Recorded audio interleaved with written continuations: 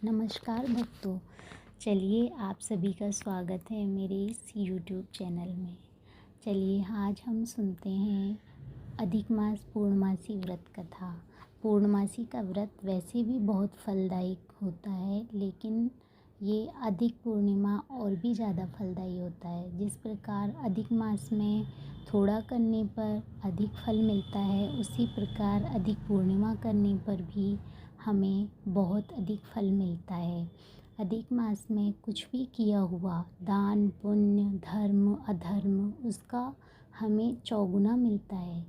तो अब हम सुनते हैं पूर्णमासी व्रत कथा। इसको सुनने से हमारे सारे मनोरथ पूर्ण होते हैं, हमारे सारे पाप कटते हैं और भगवान विष्णु की कृपा हम पर सदैव बनी रहती है। तो आप सभी भक्त मेरे साथ भगवान विष्णु का स्मरण कर उनके श्री चरणों में सादर नमस्कार करिए और भगवान का स्मरण कर इस कथा का श्रवण करिए। पुराने एक समय की बात है कि भगवान ब्रह्मा जी की तपस्या में लीन ताड़केश्वर जी ने भगवान से वर मांगा कि हे भगवान, मुझे अमर होने का वर दो। तो भगवान ने बोला कि हे वत्स, अमर होना ये सही नहीं है, तुम कुछ और मांगो। तो ताड़केश्वर ने उससे बोला कि भगवान, मैं किसी से न मरूं, मैं केवल भगवान से ही मरूं और मुझे बहुत शक्तिशाली बनाए रखें। भगवान ब्रह्मा जी ने बोला ठीक है, तथास्तु। इस प्रकार ताड़कासुर ने बहुत सारी शक्तियाँ प्राप्त कर ली और वह बहुत बलशाली राजा बन गया। ताड़कासुर बहुत अधर्म करने लगा, जैसे कि राक्षस प्रवृत्ति होती है वह उस प्रकार ही करने लगा। तो सभी लोग बहुत परेशान होते तो भगवान को जाके बोले कि हे भगवान, देवतागण भी परेशान हुए। देवतागण भी भगवान विष्णु के पास जाकर बोले कि हे भगवान, इस प्राणी से, इस राक्षस से हमें बचाइए, हमारी रक्षा करिए। तो जैसा कि ब्रह्मा जी से उसने वरदान ले रखा था, तो भगवान विष्णु ने बोला कि इसका वध भगवान ब्रह्मा से इसने वरदान ले रखा है कि भगवान ही करें। तो इस प्रकार विष्णु भगवान ने बोला अगर हम सब भगवान शिव के पास चलें तो वो ही कोई उपाय बताएंगे। इस प्रकार भगवान ब्रह्मा जी, विष्णु जी और सभी देवता लोग शंकर भगवान के पास गए और बोले, हे भगवान, ये आपका भक्त ताड़कासुर इस प्रकार पृथ्वी पर अधर्म कर रहा है और लोगों को परेशान कर रहा है। तो भगवान शिव बोले कि इसने तो मुझसे भी अभय का वरदान ले रखा है भगवान।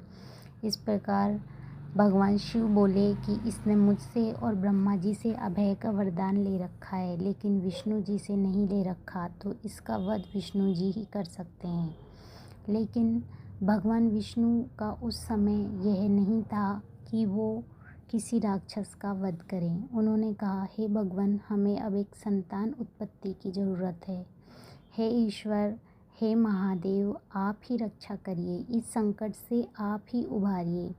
तो इस प्रकार माता पार्वती और भगवान शंकर ने संतान उत्पत्ति के लिए विचार किया और भगवान कार्तिकेय जी हुए। उन्हें देवताओं का सेनापति बनाया गया और कार्तिकेय जी ने ही उस ताड़कासुर का वध किया। ताड़कासुर के वध के बाद सब लोग आराम से रहने लग गए, लेकिन ताड़कासुर के 3 पुत्र थे। उन्होंने सोचा कि पिता के जाने के बाद अब इस धरती पर हम कैसे राज कर सकते हैं। वो तीनों भी अब मलयागिरी पर्वत पर तपस्या के लिए निकल गए। तो तीनों भाइयों ने 10,000 वर्ष तक तपस्या करी और फिर ब्रह्मा जी को आना पड़ा। भगवान ब्रह्मा जी आए और बोले कि बोलो पुत्रों, क्या मांगते हो। तीनों भाइयों ने बोला, भगवान, हम अमर होना चाहते हैं। तो भगवान ब्रह्मा जी ने बोला कि नहीं, मैं ऐसा वर नहीं दे सकता। तीनों भाइयों ने बोला कि नहीं भगवान, हमें अमर ही होना है। फिर ब्रह्मा जी बोले कि नहीं, तुम कुछ और मांग सकते हो। तो तीनों ने सोचा और आपस में विचार विमर्श कर बोला कि भगवान, हमें आप हम एक ही बाण से मरें और हम तीनों की नगर एक ही सिद्ध में हो। तो भगवान ब्रह्मा जी बोले कि ठीक है। बोले भगवान हमारे नगर निर्माण भी आप ही कराइए, एक का आसमान में, एक का धरती पर और एक का पाताल लोक में जल के अंदर। भगवान ब्रह्मा जी ने तथास्तु बोलकर वहाँ से अंतर्ध्यान हो गए और जाकर भगवान विश्वकर्मा जी से बोला कि इन तीनों के लिए तीनों जगह आकाश, पाताल और धरती पर नगर निर्माण करो। विश्वकर्मा जी ने इस प्रकार उनके भव्य नगरों का निर्माण कर दिया। अब नगर ऐसे कि वो एक सिद्ध में नहीं आ सकते और तीनों भाई आराम से रहने लगे। और वही पिता ताड़कासुर की तरह गौहत्या, अधर्म, जनता को परेशान करना, वही राक्षस प्रवृत्ति के कुकर्म करना, इस प्रकार करने लगे। फिर वह धरती लोक से लेके वापस देवता लोक में पहुंच गए और देवताओं को भी परेशान करने लगे। इसके बाद सभी देवता फिर परेशान हुए और वापस भगवान शंकर के पास गए। भगवान शंकर इस समय तपस्या में लीन थे, तो उनकी कुछ सुनवाई नहीं हुई। वहाँ से सब देवता मिलकर भगवान ब्रह्मा जी और विष्णु जी के पास गए। भगवान ब्रह्मा और विष्णु स्वयं देवताओं के साथ आकर भगवान शंकर के सामने नतमस्तक हुए और बोले, हे भगवान, हम फिर विपत्ति में आ गए। ये पिछली बार कार्तिकेय जी ने जिस ताड़कासुर का वध किया, उस ताड़कासुर के ही तीनों पुत्र अब पृथ्वी पर त्राहि त्राहि मचा रहे हैं। सभी धरतीवासी बहुत परेशान हैं और केवल आपके ही आस में हम सब यहाँ आए हैं। इस प्रकार के वचन सुनकर भगवान शंकर ने अपनी आंखें खोली और ध्यान से हटे और बोले कि ठीक है, आप सभी की विनती में स्वीकार करता हूँ और एक बार फिर पृथ्वी को इन राक्षसों से मुक्ति प्रदान करवाता हूँ।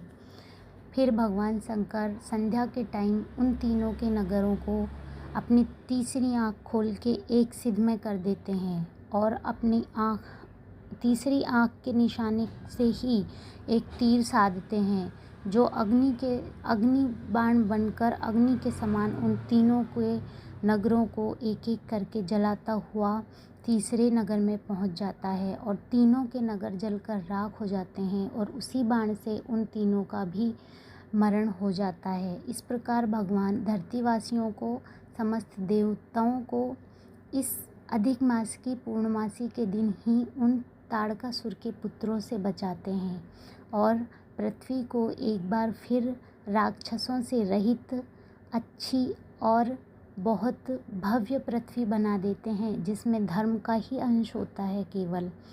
ये इसी दिन होता है, अधिक मास की पूर्णमासी के दिन।